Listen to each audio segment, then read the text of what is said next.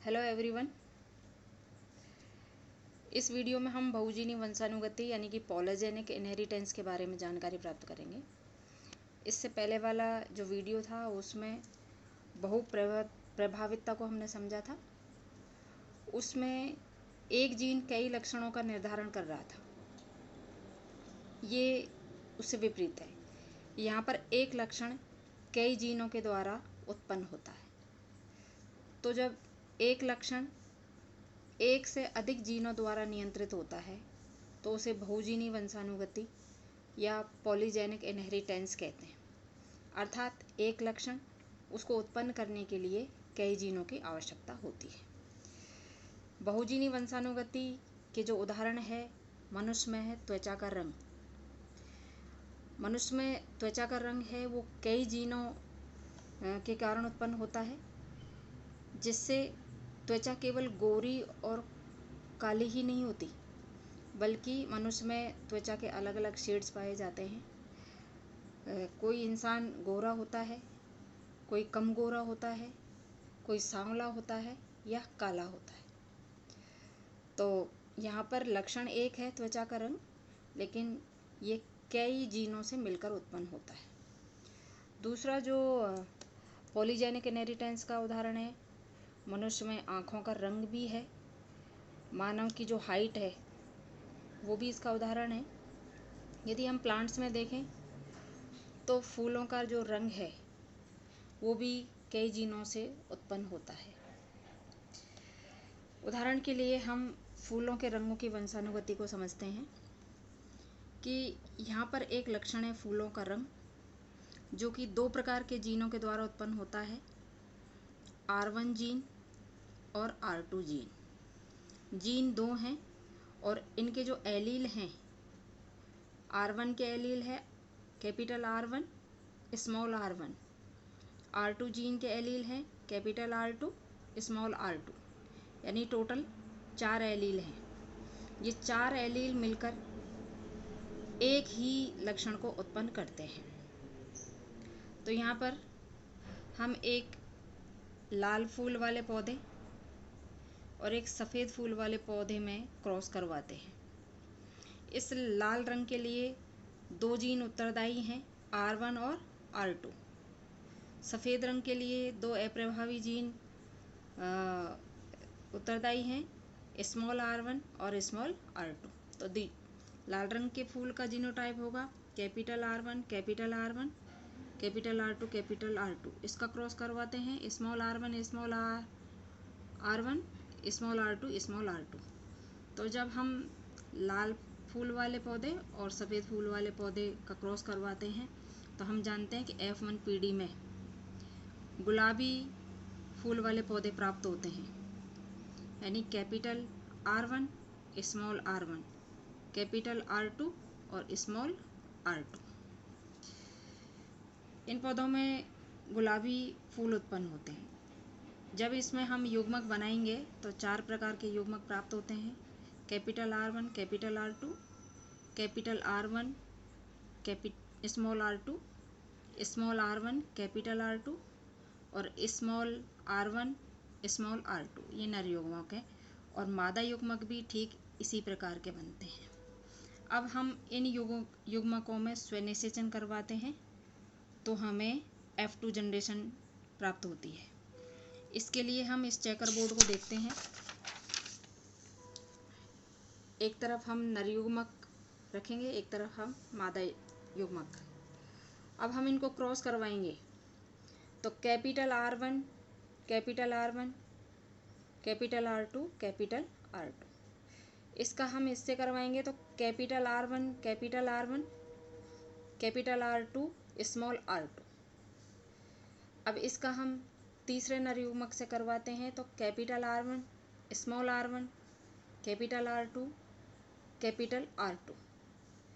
इसका हम इससे करवाएंगे तो capital R1 small r1 capital R2 और स्मॉल r2। इसी प्रकार दूसरे मादा युग्मक का हम क्रॉस करवाते हैं इन चारों नर युग्मकों से तो capital R1 capital R1 capital R2 small r2 capital R1 capital R1, small R2, small R2। इसका इससे करवाएंगे तो कैपिटल R1, स्मॉल R1 और स्मॉल R2, कैपिटल R2। तो यहाँ पर कैपिटल को पहले लिखते हैं तो ये जीनोटाइप हो जाएगा capital R1, small R1, capital R2 और स्मॉल R2। इसका फिर हम इससे करवाएंगे तो कैपिटल R1, स्मॉल R1 और स्मॉल R2, स्मॉल R2। इसी तरह से हम जिस तरह से हमने इन दो युग्मकों का क्रॉस नर युग्मकों से करवाया है, इसी तरह से शेष दो मादा युग्मकों का क्रॉस भी हम जब इन नर युग्मकों से करवाते हैं तो हमें इस तरह के जीनोटाइप टोटल 16 जीनोटाइप प्राप्त होते हैं। अब हम देखते हैं कि ये जो पुष्प हैं, ये फूल हैं, ये किस प्रकार के होंगे। यहाँ ये जीनोटाइप आप देखिए कि capital R1, capital R1, capital R2, capital R2। क्योंकि कैपिटल R है वो लाल रंग के लिए उत्तरदायी है, तो चारों ही जो जीन हैं वो कैपिटल R हैं, तो इनसे जो फूलों का रंग है वो लाल उत्पन्न होगा, तो ये लाल फूल होंगे। दूसरे में देखिए capital R1, capital R1, capital R2 और स्मॉल R2। यहाँ R1 और R2 कैपिटल R हैं, 3 हैं, यानी लाल गुण ज़्यादा है और सफ़ेद गुण कम है। तो जब आधे लाल गुणों वाले जीन हो और आधे सफ़ेद वाले हों तो गुलाबी रंग उत्पन्न होता है। लेकिन यहाँ पर देखिए कि लाल रंग के जीन ज़्यादा हैं, 3 हैं, R1, capital R1, capital R1 और कैपिटल R2, और एक जो एलील है वो है स्मॉल R2। तो ये जो पौधे होंगे वो गहरे गुलाबी होंगे। यहाँ पर भी 1, 2, 3 जीन लाल रंग के लिए हैं, एक सफ़ेद के लिए, तो गहरे गुलाबी होंगे। यहाँ पर कैपिटल R1 और कैपिटल R2 दो R हैं कैपिटल, दो स्मॉल R हैं जो सफ़ेद रंग के लिए उत्तरदायी हैं, तो गुलाबी पौधे प्राप्त होंगे।